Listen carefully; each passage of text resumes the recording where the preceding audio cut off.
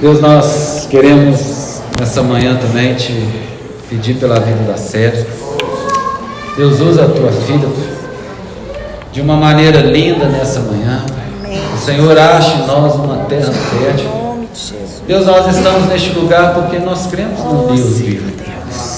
Nós cremos num Deus que faz, nós cremos num Deus que move. Nós sabemos que o Senhor é poderoso para mover toda e qualquer situação. Usa a tua filha nessa manhã para que algo seja movido no nosso interior, para que nós possamos ser confrontados, para que nós possamos sair deste lugar de uma maneira diferente, Pai. Para que nós possamos ser reavivados nos nossos dons, possamos ser revivados no teu Espírito, para que possa voltar a queimar o fogo que existe dentro de nós. Fique à vontade no nosso meio e termine a boa obra que o Senhor começou nessa manhã, em nome de Jesus. Amém. Aleluia.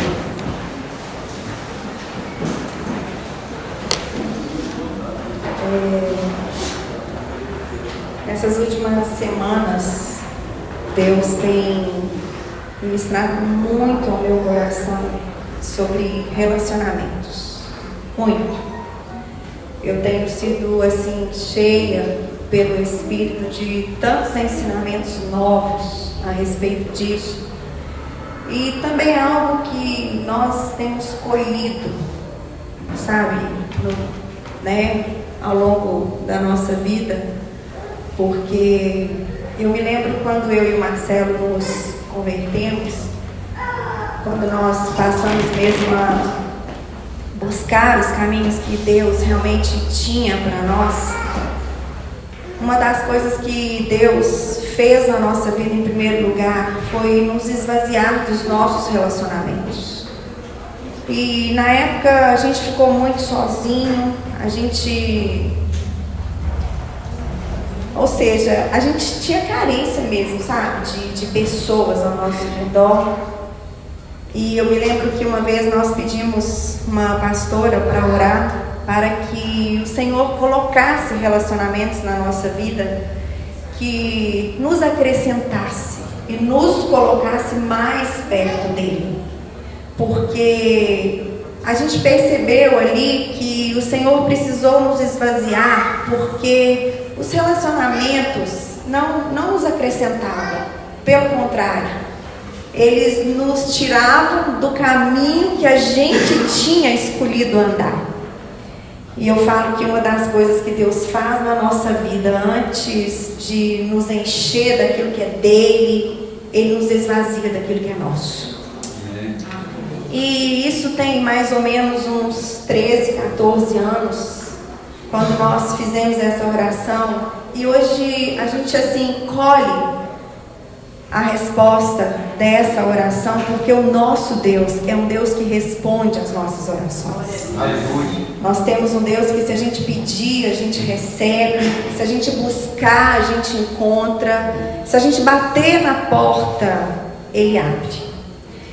E eu tenho ficado assim, o Senhor tem aberto os meus olhos para ver o quanto os nossos relacionamentos têm sido bênção na nossa vida.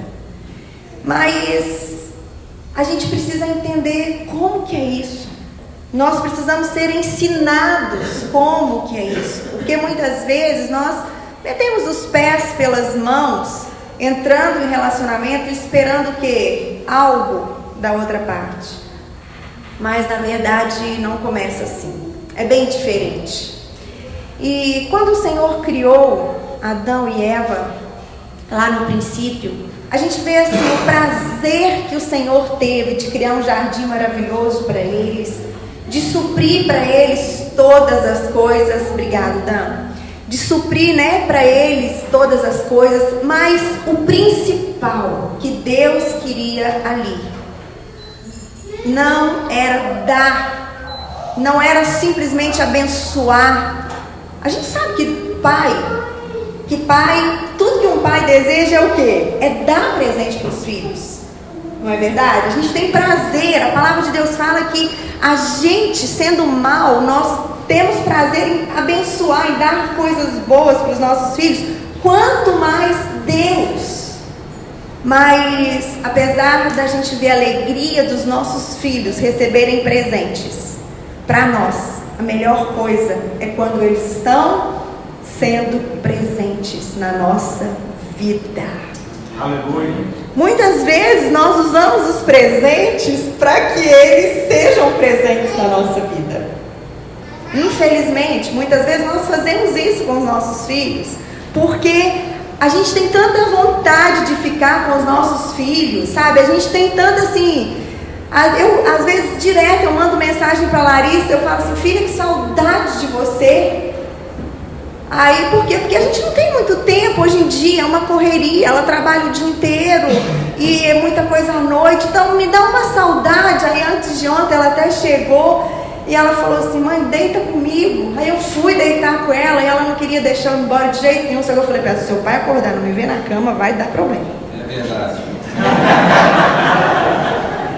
Por quê? Porque a gente tem sede disso, de ficar com nossos filhos. E quando Deus, Ele criou ali Adão e Eva, o plano de Deus para nós era o quê? Para a gente viver para sempre com Ele. E eu acho tão lindo, porque isso é tão impregnado no coração de Deus, a gente viver para sempre com Ele, porque Ele criou Adão como filho dele. E tudo aconteceu como que aconteceu, eles negaram isso, não obedecendo o Pai, mas o Senhor não desistiu disso. O Senhor trabalhou de uma maneira linda, com um plano lindo, para quê? Para que nós pudéssemos nos voltar para Ele, não como simplesmente criaturas, mas como filhos dele. Em João capítulo 13, versículo 34 e 35, fala assim: novo mandamento vos dou, que vos ameis uns aos outros, assim como eu vos amei, que também vos ameis uns aos outros. Nisto conhecerão todos que sois meus discípulos, se tivermos amor uns pelos outros. Ou seja, o Senhor nos ensina que, em primeiro lugar, nós precisamos nos relacionar com Ele, para depois a gente nos relacionar com os nossos irmãos.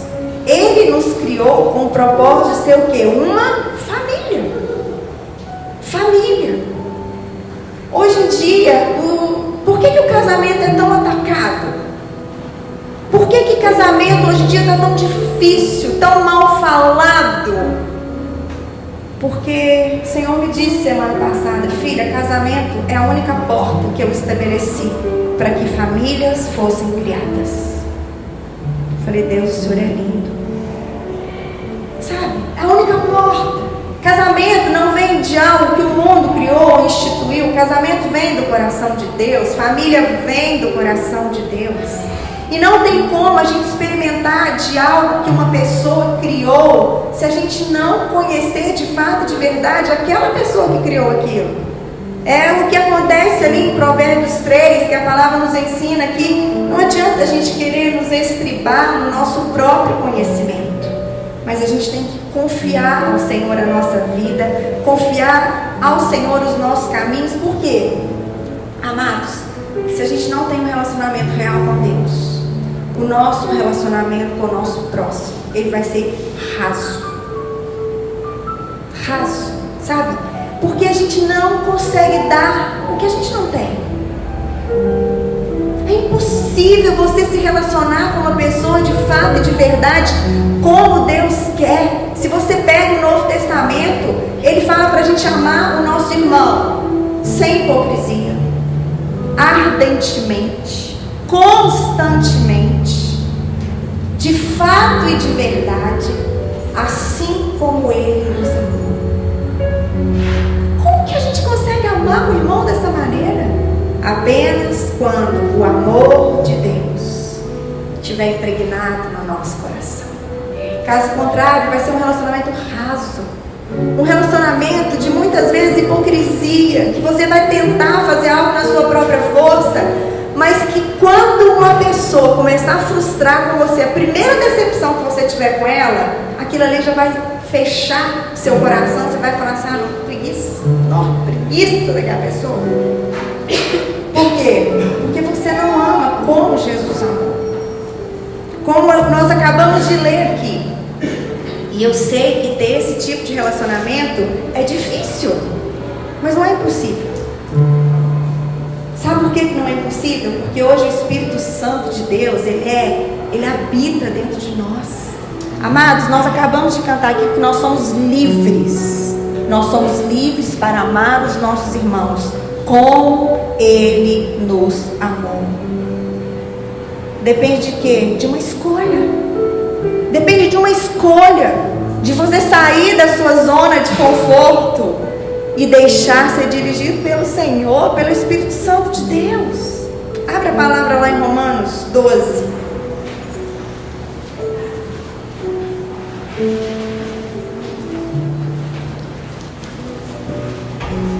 Romanos 12, versículo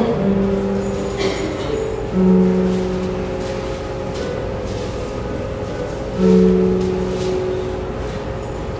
Rogo-vos, pois, irmãos, pelas misericórdias de Deus, que apresenteis o vosso corpo por sacrifício vivo, santo e agradável a Deus, que é o vosso culto racional.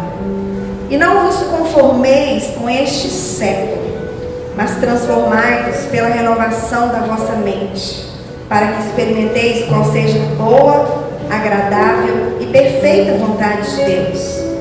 Porque pela graça que me foi dada, digo a cada um dentre vós, que não pense de si mesmo além do que convém. Antes, pense com moderação, segundo a medida da fé que Deus repartiu a cada um. Porque assim como num só corpo temos muitos membros, mas nem todos os membros têm a mesma função, assim também nós, conquanto muitos, somos um só corpo em Cristo e membros uns dos outros, tendo, porém, diferentes dons, segundo a graça que nos foi dada. Se profecia, seja segundo a proporção da fé. Se ministério, dediquemo-nos ao ministério. Ou o que ensina, esmere-se no fazê-lo. Ou o que exorta, faça-o com dedicação. O que contribui, com liberalidade. O que preside, com diligência. Quem exerce misericórdia, com alegria. O amor seja sem hipocrisia. Detestai o mal, apegando-vos ao bem. Amai-vos cordialmente uns aos outros com amor fraternal, preferindo-vos em honra uns aos outros. No zelo, não sejais remissos, sede fervorosos de espírito, servindo ao Senhor. Regozijai-vos na esperança, sede pacientes na tribulação, na oração perseverantes.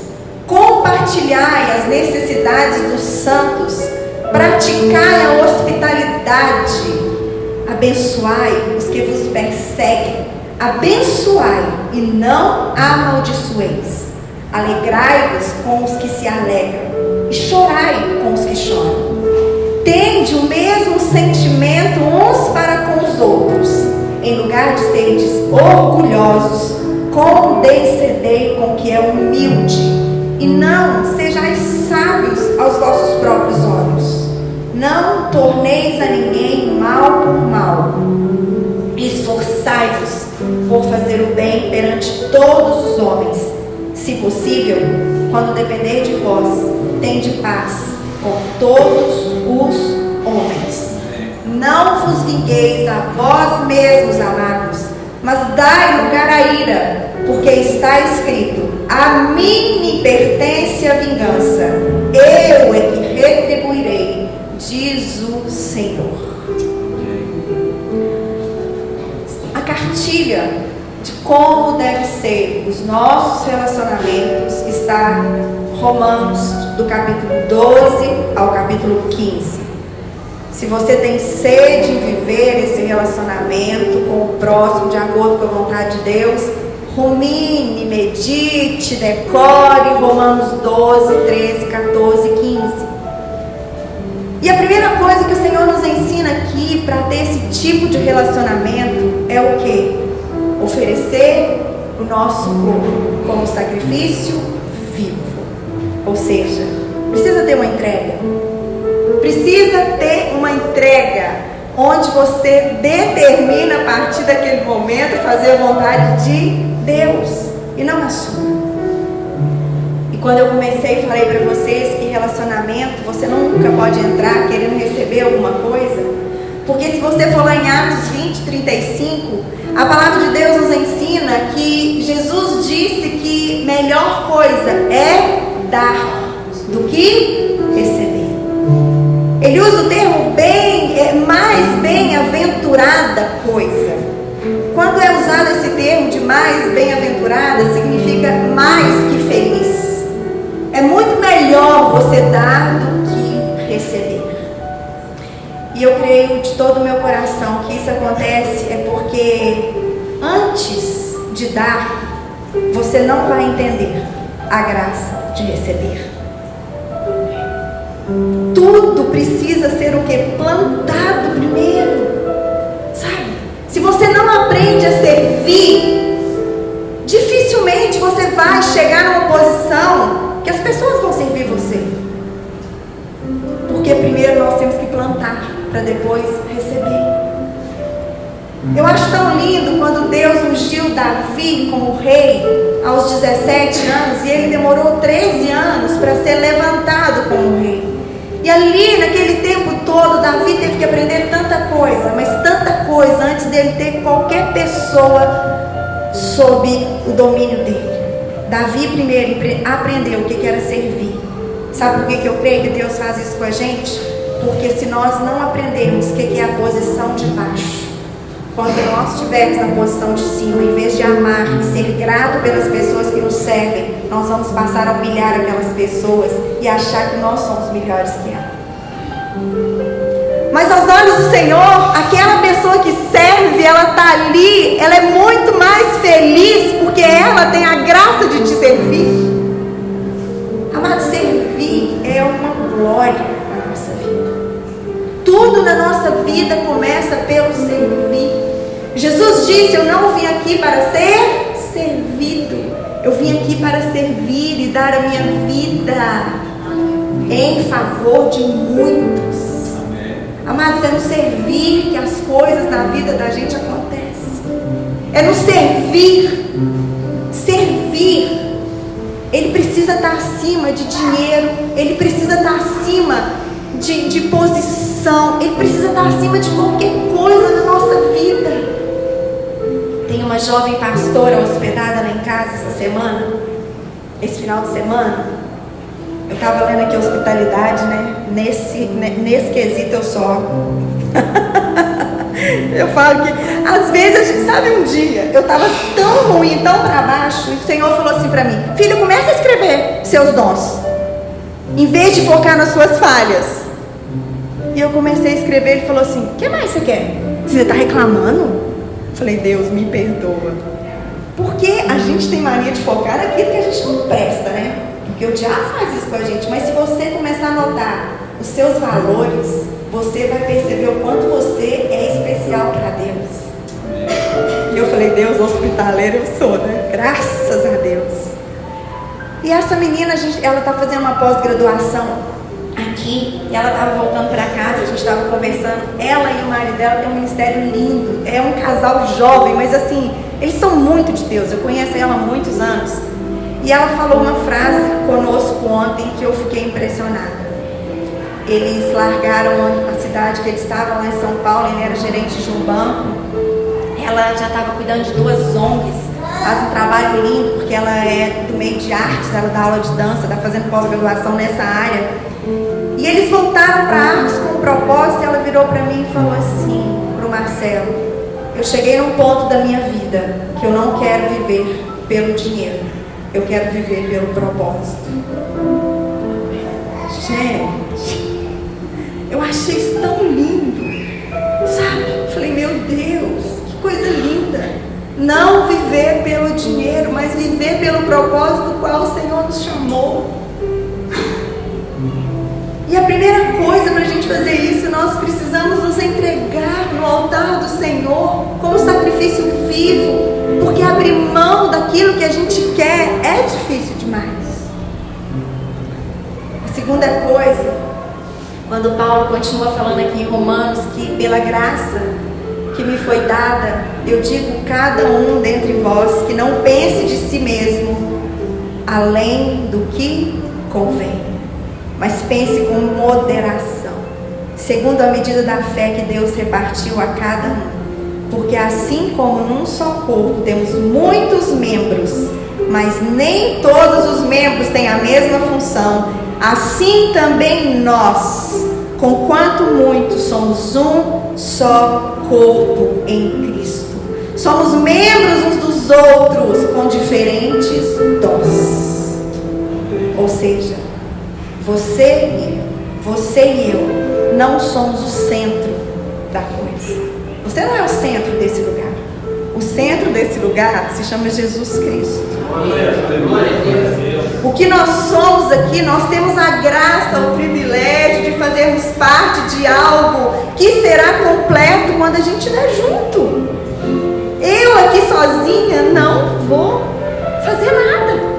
Eu não vou deixar de ser amada por Deus, eu não vou deixar de ser cuidada por Deus, mas eu não vou cumprir o meu propósito, porque o meu propósito para ser cumprido é dentro de um corpo que se chama igreja. Nós somos membros uns dos outros nesse lugar. Sabe, enquanto a gente não descobre o nosso propósito, aquela parte no corpo do servir, a gente vai viver querendo o que o outro tem. A gente vai querer viver o que o outro faz. Às vezes tem pessoas, eu vejo que tem homens, mulheres que correm muito atrás de dinheiro, sabe, muito, querendo muito. E às vezes eles fazem isso instintivamente, porque às vezes Deus colocou dentro dele um dom de liberalidade.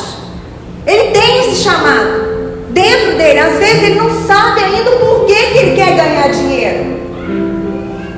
Porque você pode ter dons, mas se você não tiver o Espírito Santo de Deus, para que esses dons sejam aflorados através dele, você vai ficar frustrado, porque essa vontade dentro de você, ela nunca vai acabar, mas você não vai entender o propósito. Dons sem o fruto do Espírito Santo não vai valer nada. Os dons são aflorados para quê? Para que o Espírito Santo venha trabalhar ele em nós. Agora os dons é para o corpo. Os meus dons não vão ser usados na minha vida. Os meus dons é para vocês. E os dons de vocês são para mim.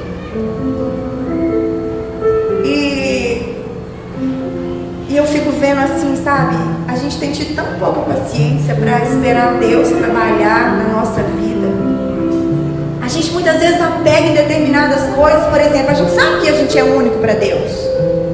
A gente sabe que Deus nos ama de uma maneira incrível. Mas, amados, Deus não trabalha se a gente não andar em unidade e em simplicidade. Apesar de sermos únicos, Ele não trabalha. Por isso que o cristianismo é morrer para você mesmo e viver para Deus. É isso.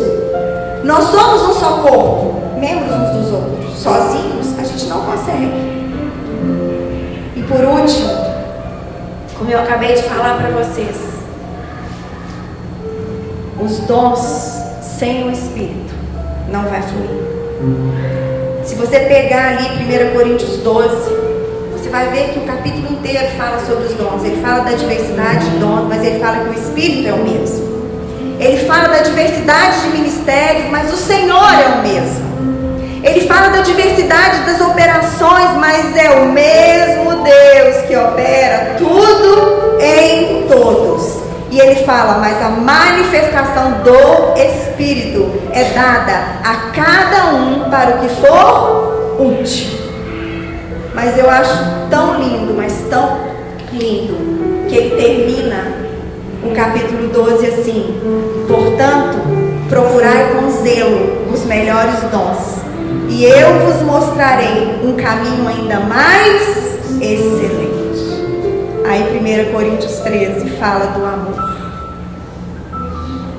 Amados, ainda que eu falasse a língua dos homens, a língua dos anjos, ainda que você tiver dinheiro e ajudar um monte de gente, por aí vai, se você não tiver amor, você não vai experimentar a graça de viver o amor de Deus.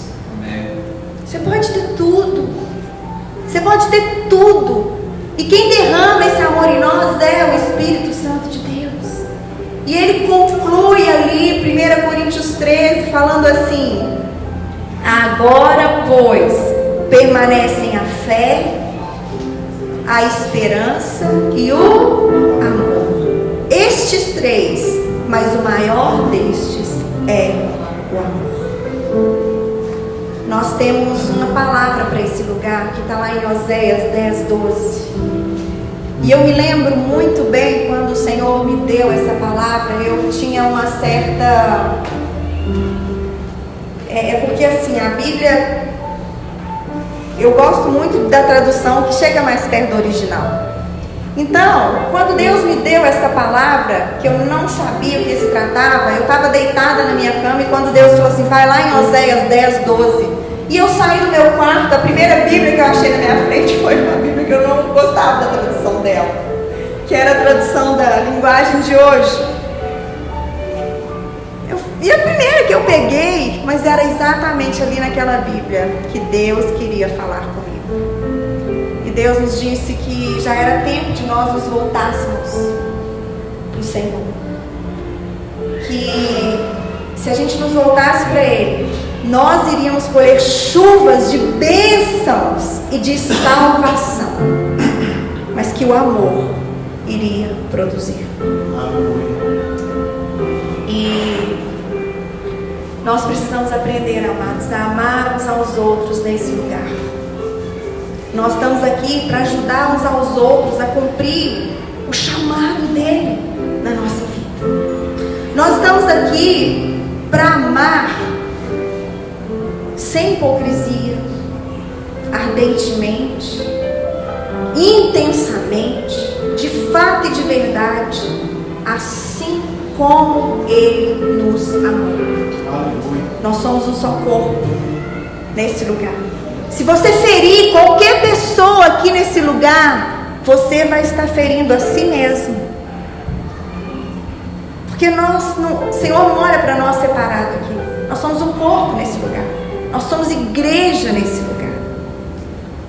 A gente não pode pegar partes separadas da palavra de Deus e usar da maneira que nos convém, né? É igual esses dias o Senhor trouxe ao meu coração 1 Pedro 3,7. E eu acho lindo como que às vezes a gente fica na palavra anos, mas o quanto ela é viva, o quanto ela é eficaz. Porque 1 Pedro 7 a gente lê lá que o marido precisa cuidar da mulher como parte mais frágil e que se ele não fizer isso, as orações dele não vão subir aos céus. Até então eu achava que isso era ótimo para mim, maravilhoso, lindo, confortante. Até a semana retrasada o Senhor virar para mim e falar assim: filha, como se fosse assim, ajuda o seu marido a te amar. Ajuda o seu marido a ter prazer em fazer as coisas para você.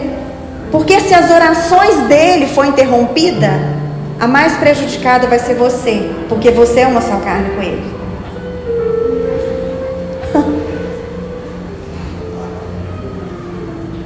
Deus é Deus. A palavra dele é viva. A palavra dele não é usada para os nossos próprios prazeres, mas é para o corpo de Cristo ser levantado, ser edificado. Por isso que não adianta muitas vezes, já viu aquele negócio quando a gente pega um livro, lê um livro, você quer enfiar o livro, todo mundo de cabeça para baixo, porque aquele livro falou muito com você? Não faça isso, indica, mas fica quieta. Porque às vezes o mesmo Deus que falou com você naquele livro, ele não vai falar com outra pessoa. Música, a mesma coisa. Não adianta você querer que uma pessoa ouça a música que você ouve, porque Deus usou aquela música para falar com você, mas Ele não vai usar na vida de outra pessoa. Agora, a Bíblia é Bíblia. Ela é viva. A música não é viva. O livro não é vivo, mas a palavra de Deus, ela é viva. Ela é eficaz.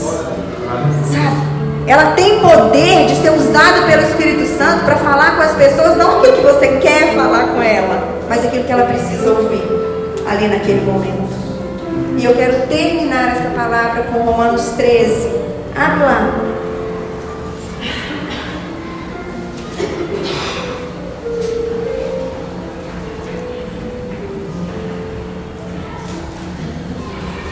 Romanos 13, versículo 8.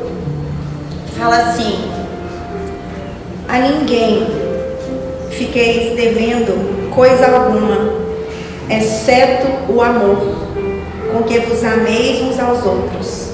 Pois quem ama o próximo tem cumprido a lei.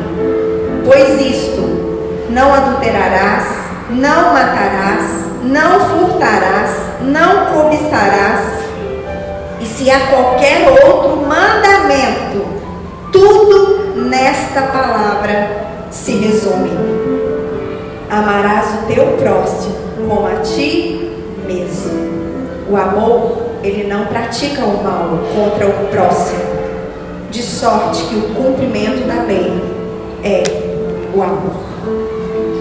Vamos ficar de pé? Eu queria chamar o pessoal do louvor aqui para a gente estar louvando ao Senhor.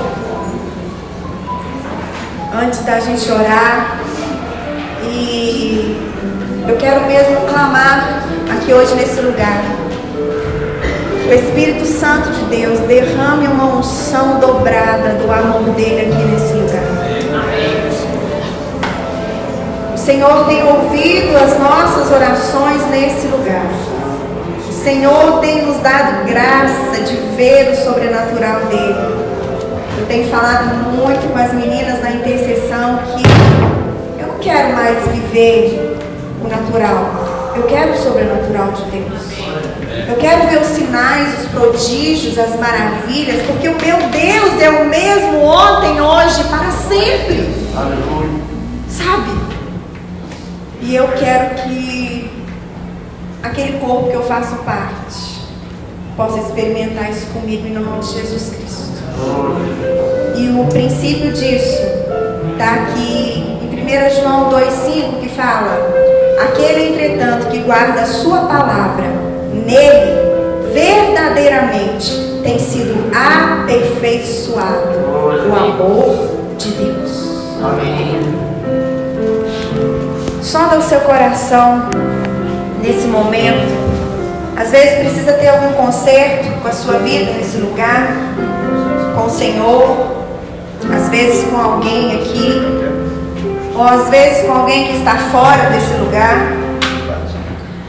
A palavra de Deus fala que antes de você oferecer qualquer coisa para o Senhor, você precisa primeiro consertar com o seu próximo, porque senão aquilo não tem valia.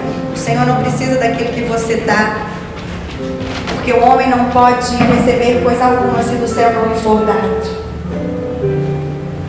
Que nós possamos mesmo nessa manhã louvar ao Senhor mais uma vez e deixar o Espírito Santo de Deus sondar o nosso coração.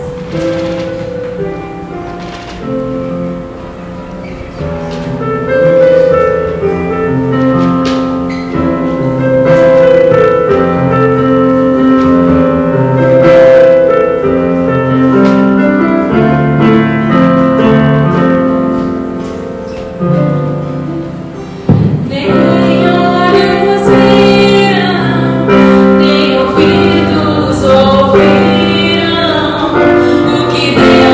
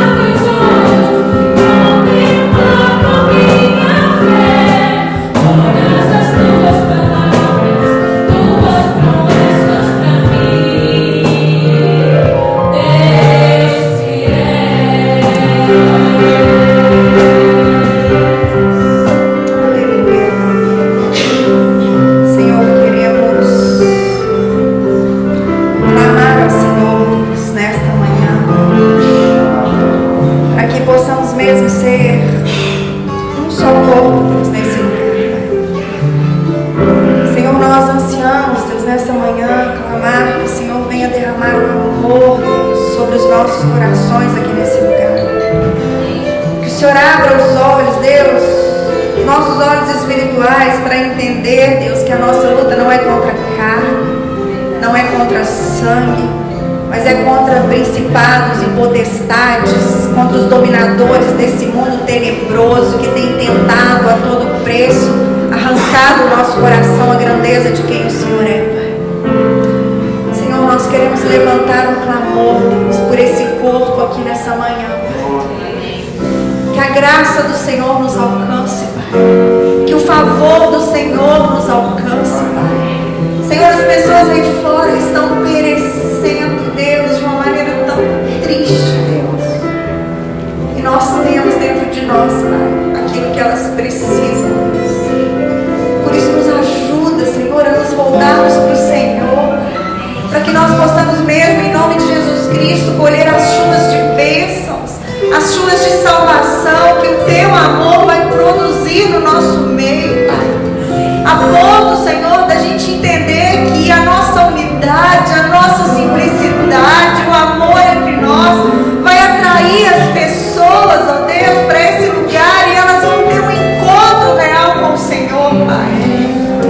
Senhor, nos ajuda, Deus, a não, como se diz ali a Tua palavra, a não blasfemar a Tua palavra, a não fazer a Tua palavra vã no nosso meio, Pai. Temos vivido, Deus, no meio de tantos maus testemunhos, ó Deus, pessoas que se dizem, ó Deus, conhecer o Senhor, que andam nos Teus caminhos, mas como Tito fala, Deus, elas fazem as obras que o Senhor manda, mas quando elas abrem as bocas e com as suas ações, elas não revelam quem o Senhor é. Mas nós queremos, Deus, e nós vamos, Pai, ser diferentes nesse lugar. Nós vamos viver, Deus, aquilo que o Senhor sonhou para nós, porque o propósito, Deus, nesse lugar é sermos igual ao Senhor, Pai. Deus, só existe um trono nesse lugar, Pai. Esse trono é Deus, Senhor. Esse trono é Deus, Jesus. Nós queremos, ó Deus, tomar posse daquilo que o Senhor morreu para que nós pudéssemos ser, para aquilo que nós pudéssemos fazer, Pai. Senhor, nós queremos de fato, de verdade, entender que nós não somos o centro de nada, mas nós somos o meio pelo qual o Senhor escolheu usar para falar de um Deus tão lindo, tão amoroso, tão maravilhoso. Por isso a nossa oração nessa manhã nos ajuda, Deus, a entender, Deus, o que 1 Pedro 2,9 ministra a nosso respeito. Que nós somos um povo santo, nós somos uma geração escolhida, Pai. Nós somos aqueles, ó Deus, que fomos chamados das trevas para a luz, para declarar quão grande e quão maravilhoso é aquele que nos chamou. Eis-nos aqui, Senhor, cumpra os Teus planos através de nós.